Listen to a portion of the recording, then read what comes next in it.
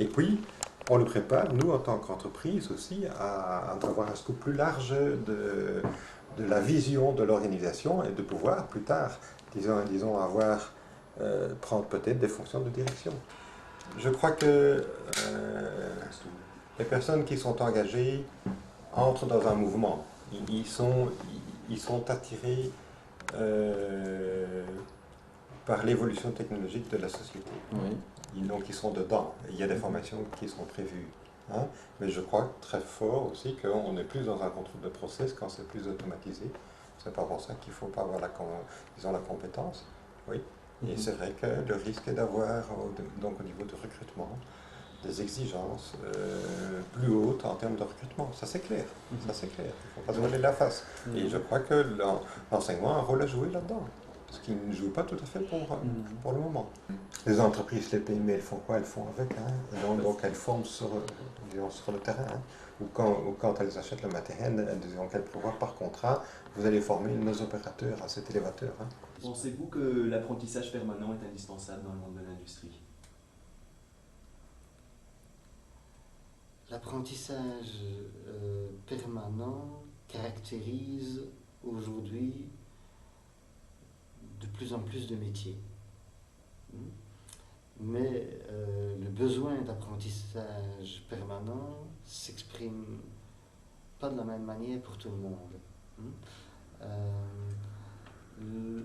Dans des métiers intensifs en connaissances, l'apprentissage permanent il est absolument nécessaire à l'exercice du métier.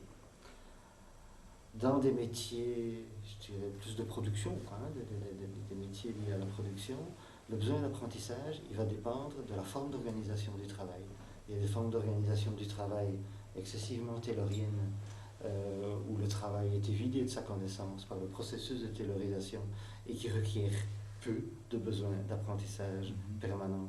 Et d'autres formes d'organisation pour faire le même travail, vous comparez deux entreprises qui font quasiment le même travail, suivant d'autres formes d'organisation du travail, où l'organisation des responsabilités, la répartition des tâches est organisée de manière différente, et va demander, cette forme d'organisation du travail va demander un apprentissage permanent beaucoup plus important aux travailleurs. Donc les formes d'organisation du travail, les choix managériaux qui sont faits en termes d'organisation du travail ont une incidence très forte sur le besoin en formation tout au long de la vie.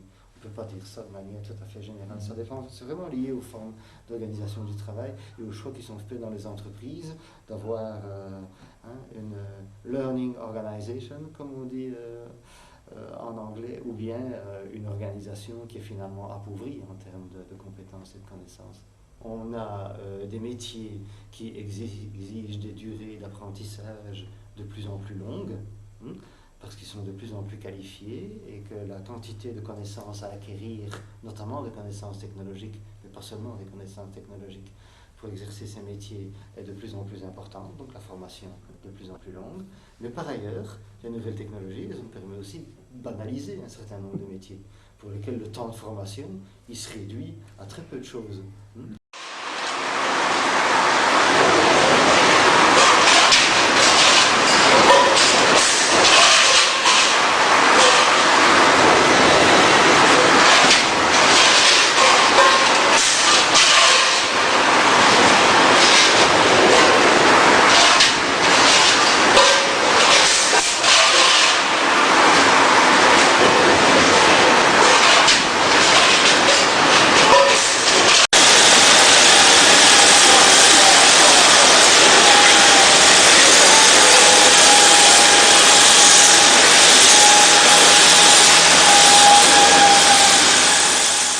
Si vous êtes étudiant, vous avez déjà travaillé comme jobiste dans un supermarché, vous connaissez sans doute le temps de formation qu'on vous a donné pour travailler aux caisses. Si vous vous en donnez, il est relativement court. Et là, c'est la technologie qui a permis une simplification, une banalisation considérable des tâches qui